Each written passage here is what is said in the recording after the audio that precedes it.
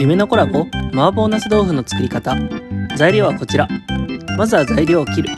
ナスは一口サイズ、豆腐は細かめ。鍋に油を敷かずに豚ひき肉を投入。油が出てきたらナスも入れて炒める。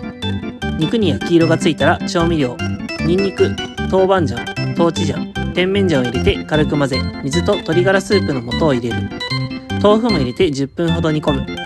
味が染み込んできたら水溶き片栗粉でとろみをつけ、ラー油を加えて完成。豆腐とナスは合わないけどスプーンで別々に食べたら2品食べてる感覚で美味しかったよ。気になったら試してみてね。